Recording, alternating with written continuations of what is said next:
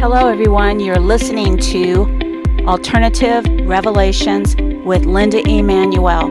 Now today's podcast is number 22, and if you're not seatbelted in, I suggest you buckle up because you're in for a wild ride. I'm going to do a lot of revelations about the truth about Lyme disease, and also I'm going to reveal protocols that actually kill Lyme. In fact, the spirochete that causes Lyme disease is easier to kill than mycoplasma. Now, before I get started, I have to use this disclaimer. These podcasts are for informational purposes only. I am not a doctor, nor am I a licensed practitioner. Therefore, I cannot give medical advice. I am only a researcher searching for the truth and revealing the truth to listeners. So with that said and done, we can begin the podcast. Lyme disease is actually now a worldwide epidemic, and it all started, the first case of a disease with arthritic-like symptoms was observed in 1975 in Lyme, Connecticut. Finally, in 1977, the black-legged tick, known as the deer tick, was linked to the transmission of this disease.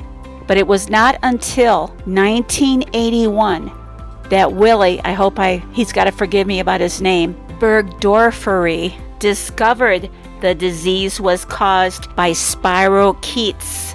And the type of spirochete was a Borrelia, B-O-R-R-E-L-I-A.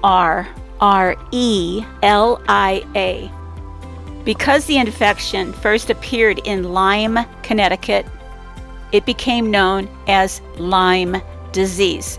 Since then, researchers have concluded that 12 out of 16 known species of Borrelia cause Lyme disease.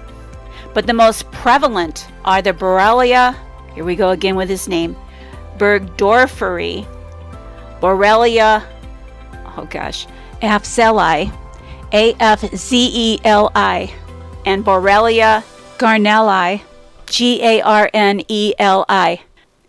Borrelia spirochetes are unique. A Borrelia spirochete has a corkscrew shape and is propelled by flagella on each end, and that's F-L-A-G-E-L-L-A. Hope I pronounced it right. The bacteria is able to move forward by rotating in place. This organism is much different than mycoplasma, who do not have appendages on the side. It just goes with the flow of the blood. But the spirochete can propel forward with its appendages. So the spirochete is in a membrane, and what it does to escape the immune system is this. It can maneuver around gel-like fluid like connective tissue. So it enables it to escape the immune system. Also, I might have mentioned this before, but the spirochete is in a double membrane, and it also has a corkscrew-shaped body, which enables it to penetrate and bore into tissue. It can also cross the blood-brain barrier. It also releases toxins when it dies, triggering a Herxheimer reaction.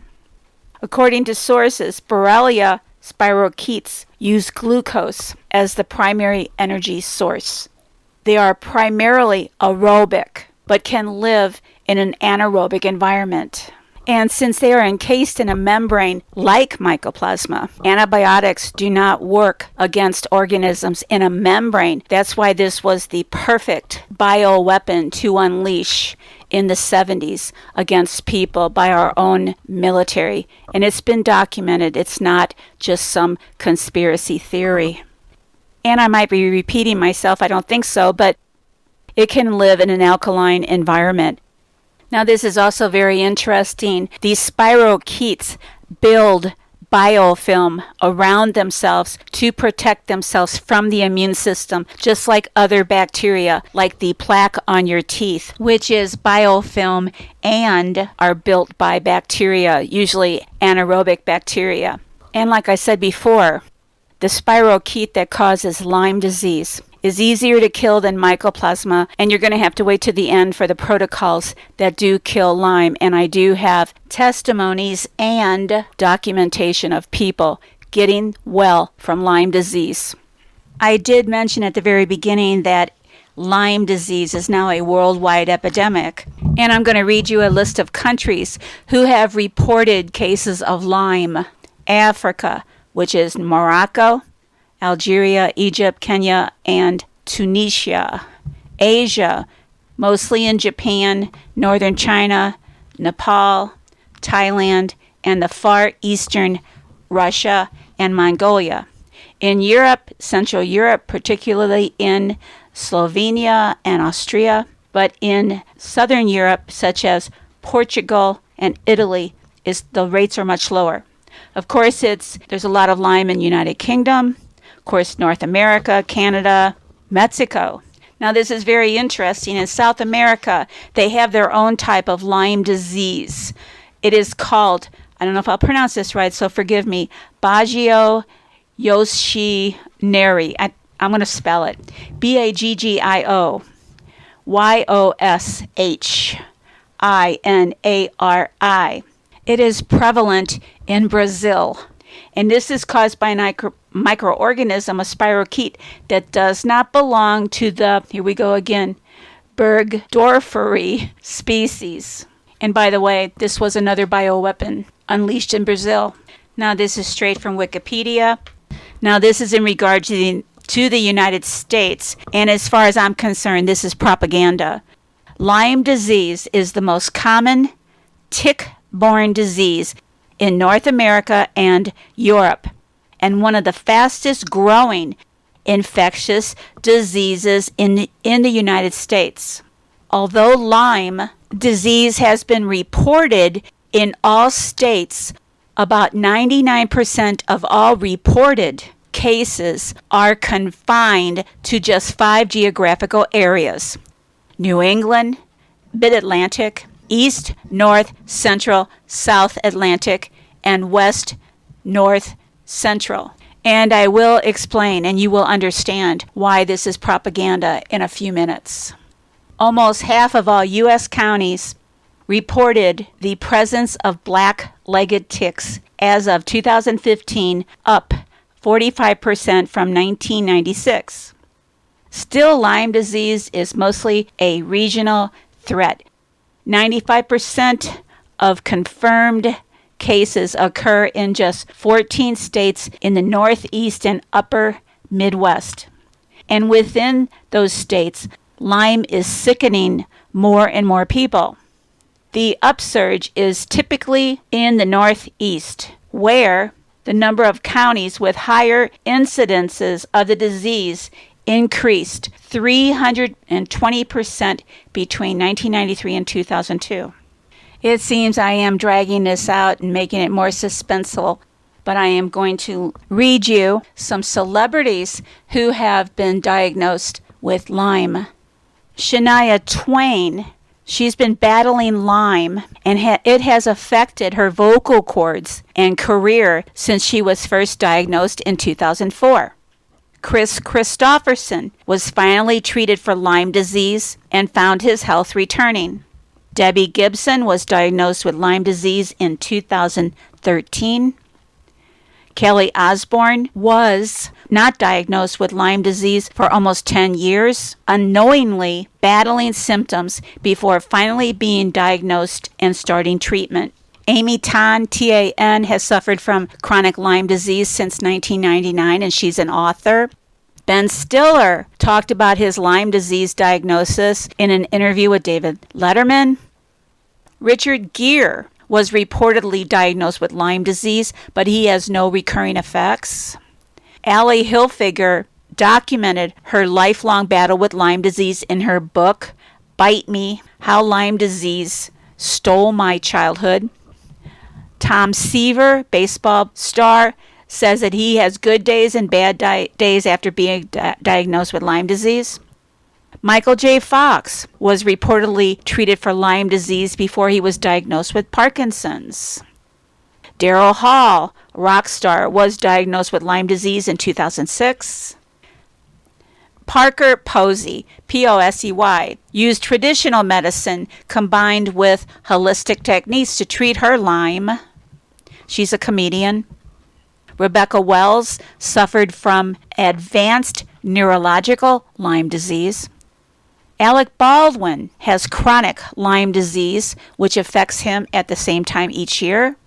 In 2007, a report from George W. Bush's medical examination revealed that he had been treated for Lyme. Peter Seeger was diagnosed with Lyme disease in 2000. He also has noted that it is unclear how he contracted Lyme disease. Gary Player, the golfer, contracted Lyme disease in South Africa in 2000. Jane Alexander has had Lyme disease multiple times. Tim Simpson, that's an easy one, contracted Lyme disease on a hunting trip. He's a golfer. So these people have all been suffering with Lyme disease. Now there's one very interesting one that had a comment about her experience with Lyme disease, and her name is Yolanda Hadid, Hadid, of the Real Housewives of Beverly Hills, contracted this illness several years ago and is still battling to find a cure. In 2015, she revealed her daughter, Bella, also has the disease, as does her son, Anwar. And the sources say it's not uncommon for multiple members of a family who share a home to end up with Lyme disease. How interesting. And the suspense still builds. And you're probably wondering where I'm going with this, but have patience. I have a little bit more to go. Now back to the podcast and the truth about Lyme. Now this is where it gets really interesting. I'm going to talk about different spirochete families. But first, I'm going to go over the symptoms of a Lyme disease infection and the stages. So this is very interesting, and I want you to remember this first sentence. Lyme disease has 3 stages. With each stage and its symptoms usually progress into the next. The rate at which Lyme disease spreads and varies significantly. Now this is the first stage. Lyme symptoms usually appear days or a week after infection. At this stage, Lyme is the easiest to cure.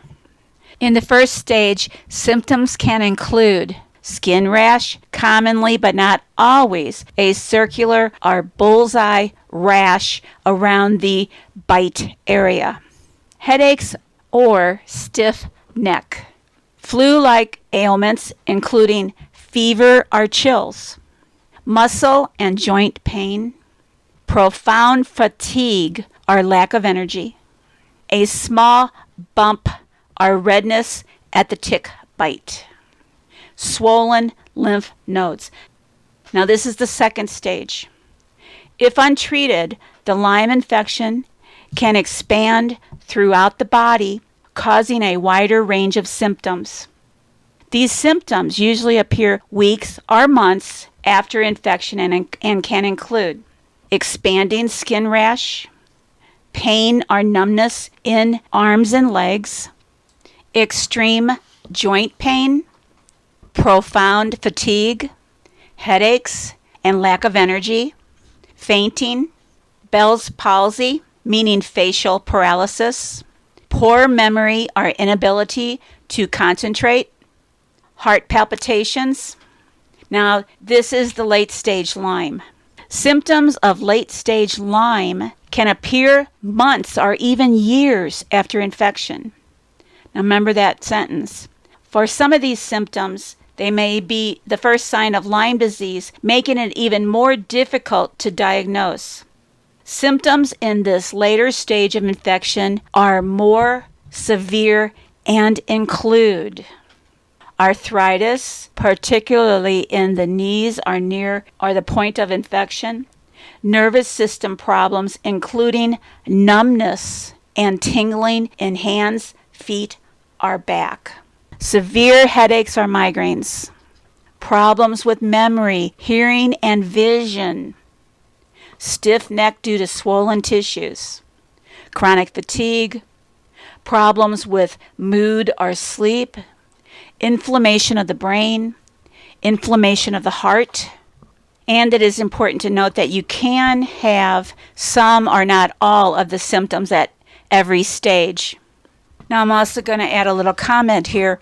So many people, when they get diagnosed with Lyme, also have a co-infection of mycoplasma. So it's very difficult to decipher whether the chronic fatigue and the joint pain and everything is not associated with another infection. And of course, doctors do not know about mycoplasma. And actually, people are very fortunate that they are being diagnosed with Lyme, because for many years, the medical establishment and insurance companies were in denial about Lyme, and people had to fight to get treated with their insurance. It was very difficult for people.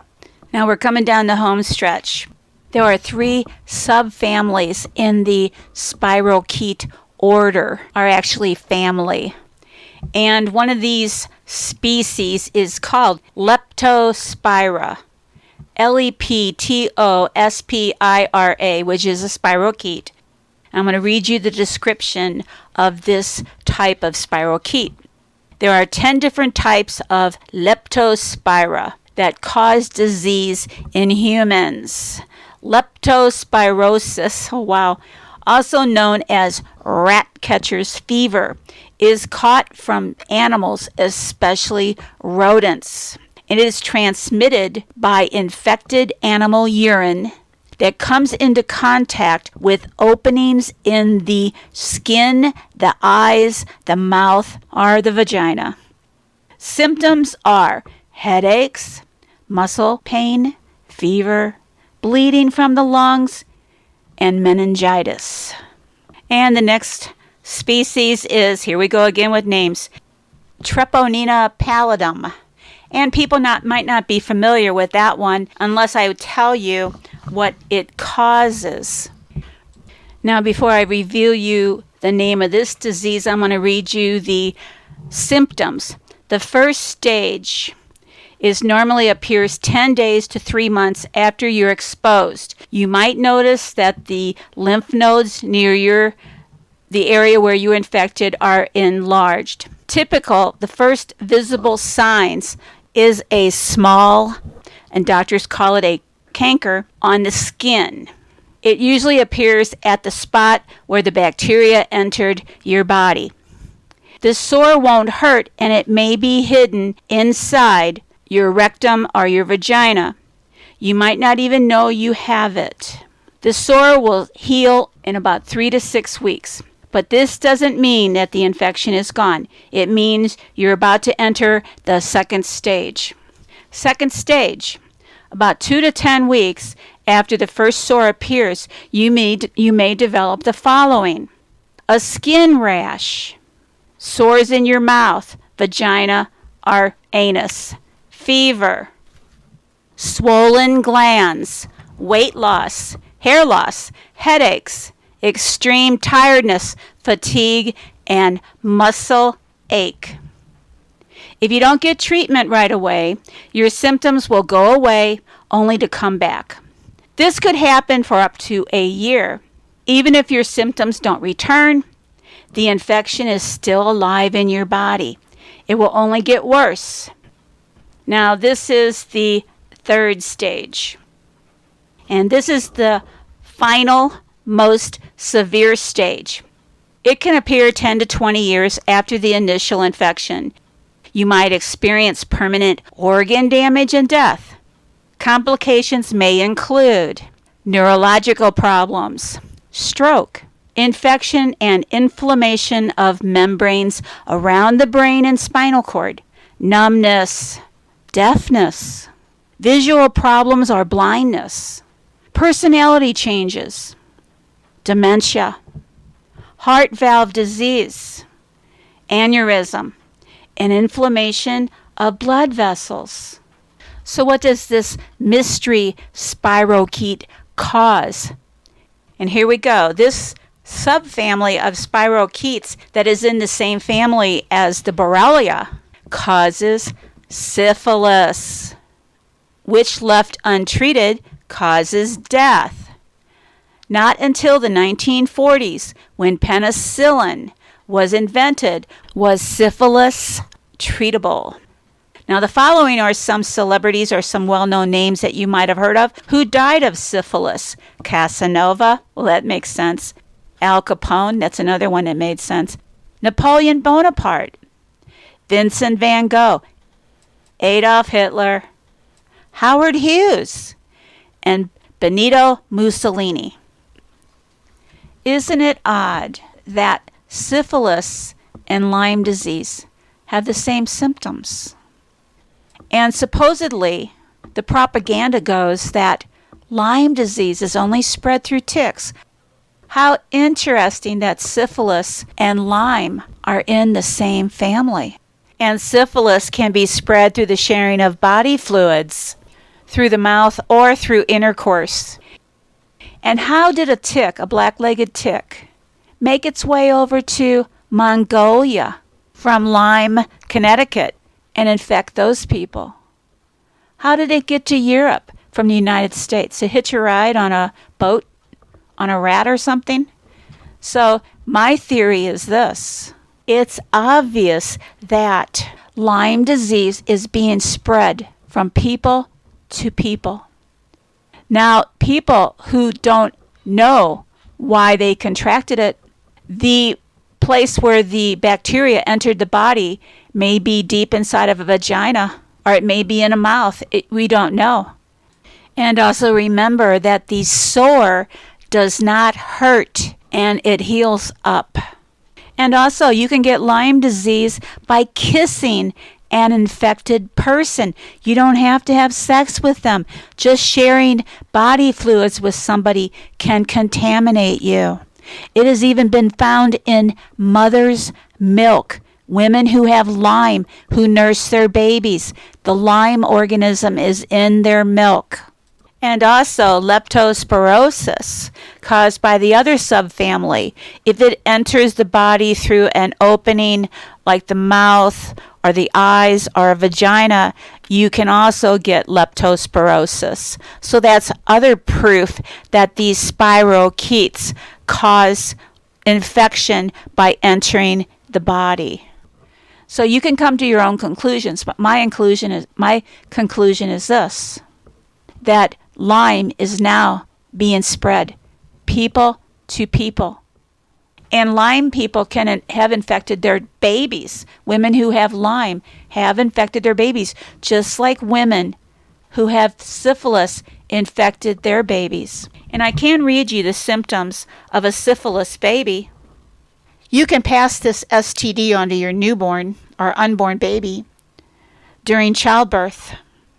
Doctors call this congenital syphilis. If not treated, there is high risk of stillbirth and infant death. Most babies born with syphilis have no symptoms. Some may have a rash on the palms of their hands and their feet.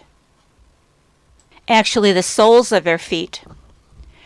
Eventually, babies can develop complications of many organs, including enlarged liver, jaundice, discharge from the nose, swollen glands, bone abnormalities, and brain problems, neurological problems.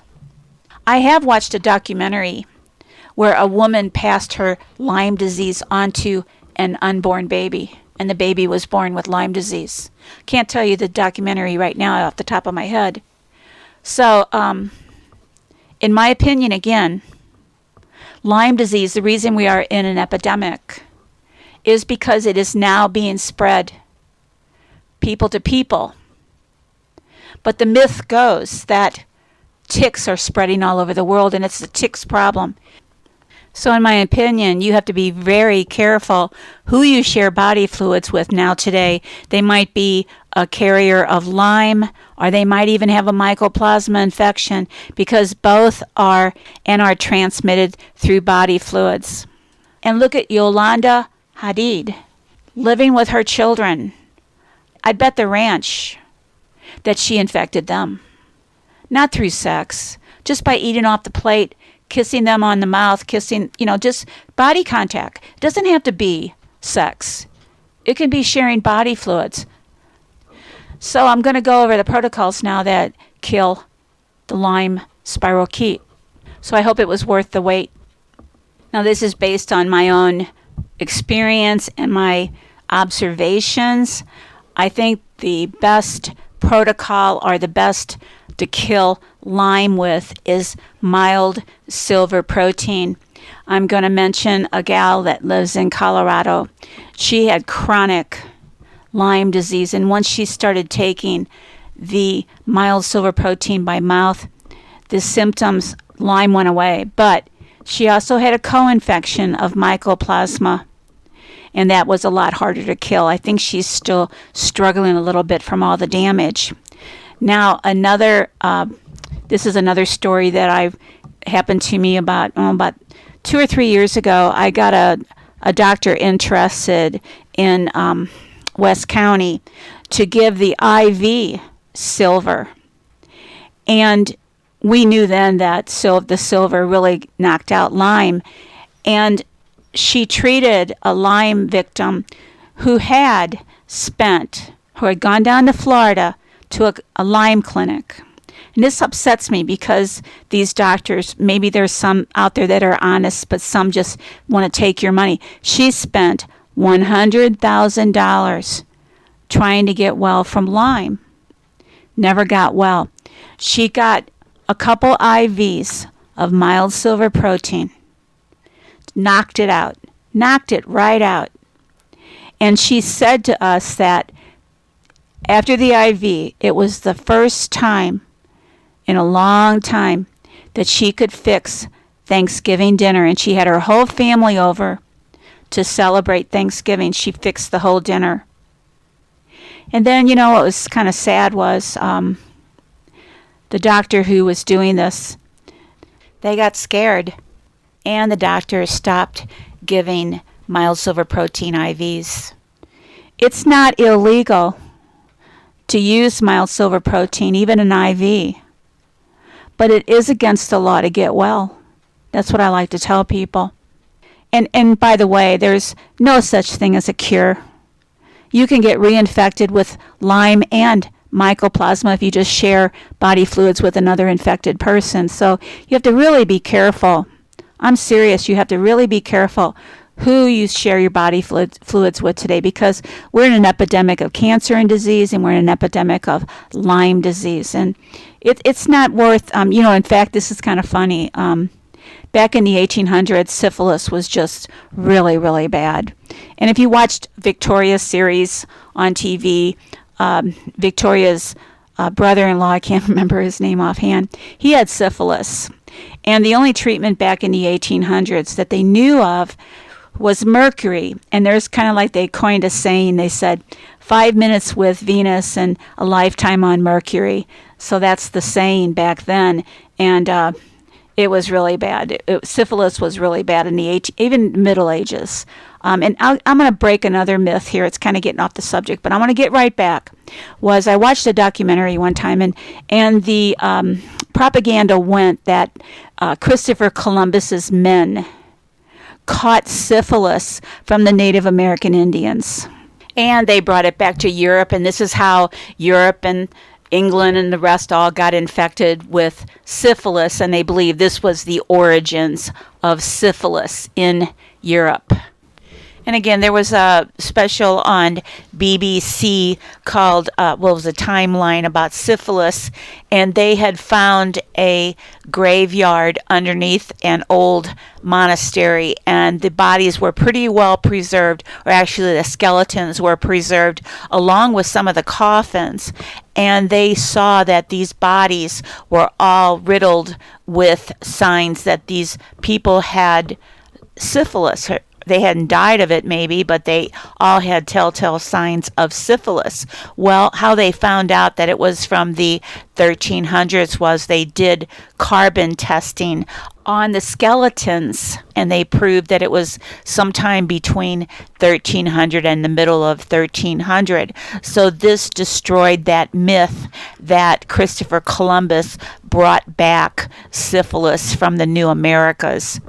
So they knew that then that there was syphilis in England and in Europe before 1492 when Christopher Columbus went over to America. So Christopher Columbus's men, the American Indian did not give Christopher Columbus's sailors syphilis. In fact, the sailors gave the Indians smallpox and other diseases.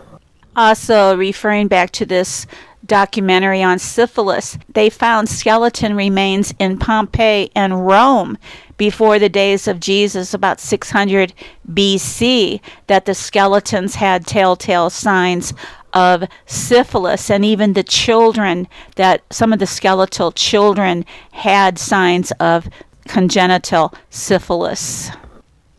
Getting back to the protocol, so I believe mild silver protein is the best protocol. It knocks out Lyme, and the higher the parts per million, the better. And I used to sell it, but I'm not trying to sell it on my podcast. I'm not trying to make monetary gain off my podcast. So sometimes I'll sell it to people who are interested. And by the way, people have been using the mild silver protein for macular, and they've been their macular degeneration has stopped. That's another little point here about the mild silver protein. It knocks out mycoplasma. But if you can especially find an alternative doctor who will give the mild silver protein IV, and there are several in the country, but I cannot list their names on this podcast. Remember, it's not illegal to do the mild silver protein because it was passed in the around 1900 by the FDA. But again, it's not illegal to do the mild silver protein, but it is against the law to get well or to say people got well. So mild silver protein is the first one that kills it. And another I could document people getting well by the alkaloid berberine. And berberine is in bloodroot. And there was a gal out in California who treated herself with bloodroot, and she got well from Lyme. And also another herb that has a lot of berberine in it. The number one herb, in my opinion, is golden seal. Golden seal contains a lot of berberine, and berberine knocks out mycoplasma and the Lyme spirochete. But, in the case of using bloodroot or golden seal, it might take months, where the silver is a pretty quick way to kill it. And the best way to prevent from getting Lyme is be careful who you share body fluids with. I know I'm preaching about this, but it is so important. 5 minutes with Venus and a lifetime on Mercury in suffering. So that's my take on it. So the two protocols that kill the Lyme, as far as I know, is mild silver protein and berberine, which is in bloodroot, and golden seal. And I would also like to add, I'm going to do, my next podcast is going to be how to protect your pets from disease and cancer and how to get them well. And with the rollout of the 5G, you are going to have to learn how to protect your pets, because they are going to be just as vulnerable as you and your child or your whole family. They are more susceptible because they have smaller body weight. So there's only a few protocols you can give your pets safely, along with children. And that's my next podcast, how to protect your pet and how to get them well from cancer and disease. So that wraps up this podcast. I hope it was worth listening to all this 35 or 36 minutes worth, but to me it was very interesting to discover that Lyme and syphilis are in the same family, and this is really a serious epidemic going on, because we all know the horrors of syphilis. So until next time, good night and God bless.